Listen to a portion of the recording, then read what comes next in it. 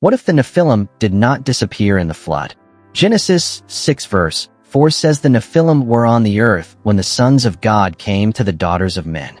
But Numbers 13:33 mentions them again centuries later when Israel's spies entered Canaan. That raises a disturbing question. How could giants appear again after the flood had wiped out every person except Noah, his family, and the animals on the ark? Most Bible scholars explain the Nephilim as fallen people, mighty warriors, or a name for an ancient tribe. But if that is all they were, why does the same name appear again? The answer may be found in a book that tells a much stranger story. The Book of Enoch describes the rebellion behind the Nephilim in far greater detail than Genesis. It names the angels involved, gives their number, and explains what happened when they came down to earth. Enoch was also known and quoted by early Christian writers, yet it was later left outside most Bible collections. So how did a bloodline supposedly destroyed by the flood keep appearing for centuries afterward? And if the giants really survived, it could change how we understand the battles of the Old Testament, from the conquest of Canaan to the story of David and Goliath. To understand what happened, we have to go back to the beginning, before the flood, when the strange visitors first came down from heaven. There is a simple explanation for the Nephilim, and it is important to hear it fairly. One common view says the sons of God in Genesis were not angels at all. They were the godly family line of Seth, Adam's son. Over time, these men married women from the line of Cain, and their children became known for violence and wickedness. Under this view, the Nephilim were not supernatural giants. The word can be understood as fallen ones, or as a name connected with powerful men, warriors, or warlords. Their great size may simply be a way of describing how frightening and powerful they were. If that is the whole story, then Genesis 6 becomes easier to understand. But there is one detail that refuses to disappear.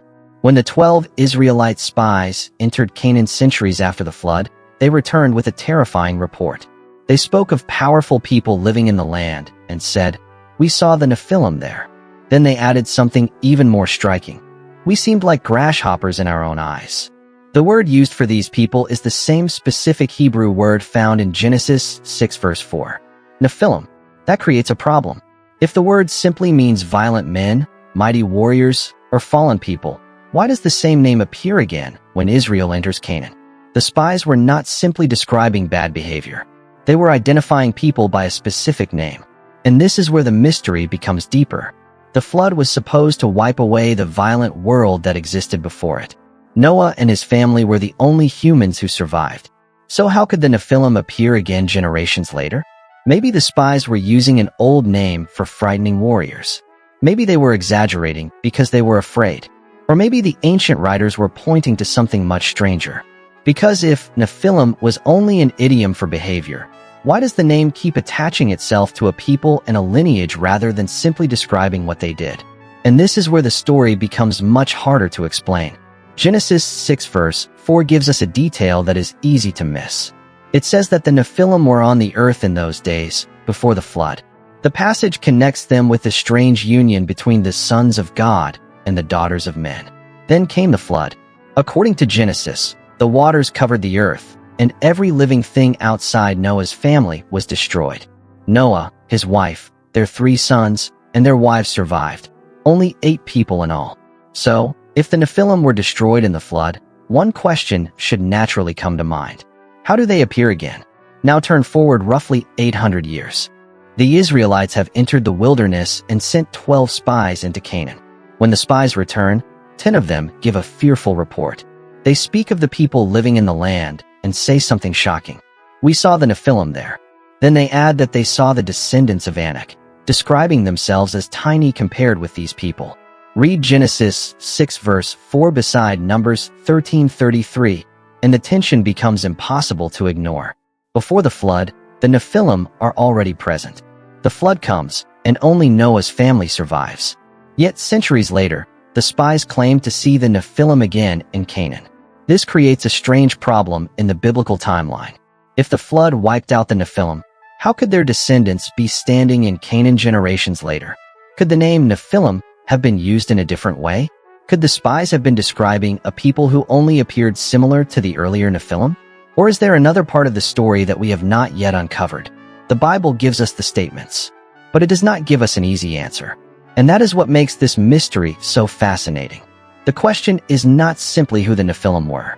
The deeper question is how the Nephilim could appear on both sides of the flood. For now, the contradiction remains open. To understand this mystery, we need to slow down and look at the texts themselves. Not every ancient claim carries the same weight, but each one adds another piece to the puzzle. Genesis 6 verse 4 is where the Bible first names the Nephilim. It says they were on the earth in those days, connected with the sons of God and the daughters of men. This is the starting point of the entire mystery. Then we come to the Book of Enoch. In 1 Enoch 6:6, the text names 200 watchers who descend upon Mount Hermon. Their leader is named Semjaza. Unlike Genesis, Enoch gives a much fuller story about these heavenly beings and their rebellion. Then 1 Enoch 7:2 gives an even more dramatic detail. It says the offspring of the watchers became giants, with a height of 3,000 ells. That would be an enormous figure, far beyond anything normally understood as human. It is important to flag this as an ancient claim, not treat the number as a proven historical fact. Then we return to the Bible in Numbers 13:33. The Israelite spies say they saw the Nephilim in Canaan and identify them with the descendants of Anak. This is the verse that brings the mystery back after the flood. And finally, there is Og, king of Bashan. Deuteronomy 3 verse 11 gives the unusual detail that Og's iron bed was 9 cubits long and 4 cubits wide, roughly 13 feet by 6 feet. The text does not directly call Og a Nephilim, but his unusual size has made him part of later discussions about giant traditions in the Bible. Put these passages together, and a pattern begins to emerge. Genesis gives us the beginning. Enoch expands the story. Numbers bring the Nephilim into Canaan. And Deuteronomy gives us a giant king with a bed large enough to make us stop and look twice. But these texts do not all say the same thing. Some are biblical. One comes from an ancient Jewish book outside the Bible. Some details may be symbolic, exaggerated, or shaped by ancient storytelling. So the evidence must be read carefully, because the mystery becomes even deeper when we ask what happened between the flood and the giants of Canaan. So how have readers tried to solve the mystery? There are several major theories, and each one explains part of the evidence while leaving another part unanswered. The first is the Watcher Rebellion theory. This is the view found in the Book of Enoch and other ancient Jewish writings. It says that heavenly beings, often called watchers, came down and had children with human women. Their offspring became giants. The strength of this theory is clear. It gives a direct meaning to the sons of God in Genesis 6. But its weakness is just as clear. Much of the detailed story comes from texts like Enoch, which most Christian denominations do not accept as scripture. The second is the Sethite-Cainite theory, common in some Christian traditions. It understands the sons of God as the godly line of Seth marrying the sinful line of Cain. This keeps the story fully human and avoids the difficult question of angels having children. But it leaves another problem. It does not easily explain why the same unusual term, Nephilim, appears again in Numbers after the flood. The third is the royal tyrant theory. Some Jewish and academic readers understand the giants as powerful rulers, warriors, or famous heroes rather than people of impossible physical size. This fits the language of the ancient Near East, where kings and warriors could be described in larger-than-life terms. But there is a weakness. It becomes harder to explain details such as the enormous bed recorded for Og in Deuteronomy 3 verse 11. Then there is the post-flood reintroduction theory. According to some later Enochic and Jubilees traditions, another group of heavenly beings could have appeared after the flood. This would explain how the giant tradition returned. It directly addresses the timeline problem. But there is a serious weakness. The Bible does not clearly describe a second Watcher rebellion after the flood. Of the four theories, this one has the thinnest direct textual support. So where does that leave us? The evidence does not force us into one answer. The Sethite and royal tyrant views solve some problems, but they struggle with the recurrence of the term. The Watcher and reintroduction theories attempt to explain that recurrence directly. But which one actually fits the biblical evidence best? That is the question we need to test next. But the mystery becomes even more interesting when we step outside the Bible. Across the ancient world, stories appear about powerful beings connected to the heavens, unusual human figures, and a world that existed before the Great Flood traditions. In Sumerian tradition, we find the Apkallu, a group of 7 wise sages linked with the world before the flood. They are described as special beings who brought knowledge and wisdom to humanity. Some later traditions also connect these figures with unusual size and power. The details are not identical to the Nephilim, but the pattern is worth noticing. Supernatural beings connected with the earliest age of humanity. Then there is the ancient city of Ugarit. Its texts mention the Rephaim. The word can refer to a group connected with ancient warrior or giant traditions, but it can also refer to the dead, especially the shades of dead kings. This is interesting because the Bible also connects the Rephaim with ancient giant peoples. Deuteronomy places the Rephaim among the peoples remembered in the land. Then we travel farther west to Greece. Greek tradition tells of the Gigantes, powerful beings born from Gaia, the earth, and the blood of Uranus, the sky god. They later rebel against the heavenly order and fight the gods. The story is not the same as Genesis. The names are different. The cultures are different. And we should not pretend these stories prove the Bible's account. But the structure is striking. Ancient Sumer tells of unusual beings connected with the earliest world. Ugarit remembers mysterious giant-like figures and dead royal beings. Greece tells of giant beings born from a union involving the heavenly realm who later rebel against the gods. 3 cultures, 3 different traditions, yet all preserve stories involving extraordinary beings, the divine world, and humanity's earliest age. That does not prove that every ancient giant story came from one event, but it does make the question harder to dismiss. Were these simply separate myths created by unrelated cultures? Or were ancient people remembering fragments of something much older? The evidence cannot answer that by itself. But now we have to return to the Bible and ask a more dangerous question. If the Nephilim were destroyed in the flood, why does the giant tradition appear again afterward? The mystery becomes even more striking when we look at the names connected with these traditions. First is Semjaza. In the Book of Enoch, Semjaza is presented as the leader of the 200 watchers who descended to Mount Hermon. The watchers made an oath together, binding themselves to carry out their plan. Semjaza is therefore not just another name in the story. He stands at the center of the rebellion and helps lead the descent from heaven. Then comes Og, king of Bashan. Deuteronomy 3 verse 11 calls Og the last of the Rephaim and records the unusual size of his iron bed. Israel defeated Og's forces at Edrei, yet the details about his bed remained in the biblical record. At roughly 13 feet long and 6 feet wide, it gives us one of the clearest physical details connected with the ancient giant traditions. Then there is Goliath of Gath. 1 Samuel 17 verse 4 gives his height as 6 cubits and a span.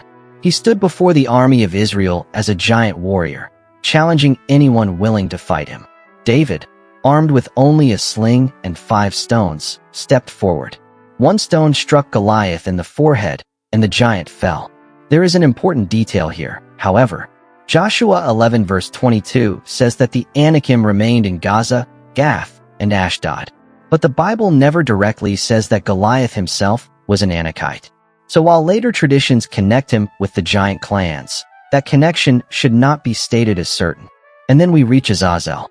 In the Book of Enoch, Azazel is singled out for a terrible role. He teaches humanity forbidden knowledge, including the making of weapons and the use of cosmetics. His punishment is severe. He is bound, covered in darkness, and kept until the final judgment. Semjaza leads the rebellion. Og represents the giant tradition in Israel's memory. Goliath becomes its most famous warrior. But Azazel shows where the story reaches its darkest point. These names are separated by different texts and traditions, yet they all point toward the same ancient question. Were these stories simply legends about unusually powerful men? Or were they preserving memories of something far stranger? The answer depends on which evidence we trust most. So what finally happened to the giant traditions? The answer appears to come in several stages. First came military defeat. Joshua 11 verse 22 says that the Anakim were removed from the hill country of Israel. They were no longer found among the people of Israel, but a few remained in Gaza, Gath, and Ashdod. That detail matters. The giant clans were not simply forgotten. They were being pushed out of the land, city by city, until only a small remnant remained. Then came the slow passing of generations. If these groups were real human clans, their numbers would naturally rise and fall through war, marriage, migration, and time. Intermarriage with surrounding peoples could also make any distinct family line harder to trace after many generations. The Bible does not directly say that this is how the giant bloodline disappeared, but it offers a simple way to understand how a small clan could eventually vanish from history. Then there is the spiritual side of the story. The Book of Enoch presents the Watchers themselves as facing judgment. They are bound and held for punishment. Their rebellion does not continue forever. So whether we understand the Nephilim as literal giants, powerful warrior clans, or a mixture of ancient traditions, the same pattern appears. The rebellion is judged.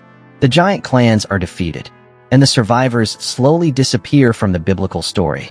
Then comes the final domino, Gath. Joshua 11 verse 22 specifically names Gath as one of the last places where the Anakim remained. Generations later, another giant warrior stands there. His name is Goliath. He challenges Israel. David steps forward, and with one stone, Goliath falls. The Bible does not say that Goliath was the final descendant of the Anakim. We should not claim more than the text says, but the location creates a powerful ending. Gath was one of the last strongholds of the Anakim, and Goliath falls in Gath. The giant who once seemed impossible to defeat is brought down by an ordinary shepherd trusting in God. Perhaps that is the deepest point of the story. The giants may have looked unstoppable, but they were never the final power. The story ends not with the strength of the giant, but with the fall of the giant. And this is where the ancient story reaches the modern world. Some fringe interpreters still connect the Watcher story with claims about unexplained giant skeletons, hidden discoveries, or a future return of the same kind of corruption. Others connect it with Jesus' words in Matthew 24 verse 37. Where he says the last days will be as the days of Noah. But we need to be careful. Matthew does not directly say that Nephilim or Watchers will return in the end times. These ideas come from later interpretations, not from a clear statement by Jesus. Still, the connection is fascinating, because the mystery only becomes clear when we stop reading Genesis by itself. Read Genesis 6 beside the Book of Enoch. Read Enoch beside Numbers 13. Then place Deuteronomy beside them. Suddenly, the giant traditions are no longer just one strange sentence buried before the flood. They become part of a much larger story. There is rebellion. There are strange offspring. There are giant clans. There are wars against those clans. There are survivors in Canaan. And eventually, there is a warrior named Goliath standing in the valley of Elah. The giants were not merely a footnote. They were part of a recurring crisis that appears across several ancient texts. Without the Watchers, no Nephilim. Without the Nephilim, no giants in Canaan. Without the giants in Canaan, no Goliath. Without Goliath, no reason for a shepherd boy to need 5 stones. And perhaps that is why this ancient mystery still captures our attention. Because behind the stories of giants is a larger biblical message. Human strength has limits. Rebellion has consequences. And what looks impossible to defeat can fall in a single moment when God chooses to act. The mystery of the Nephilim may still leave questions unanswered. But one thing remains clear. The Bible's story does not end with the giants.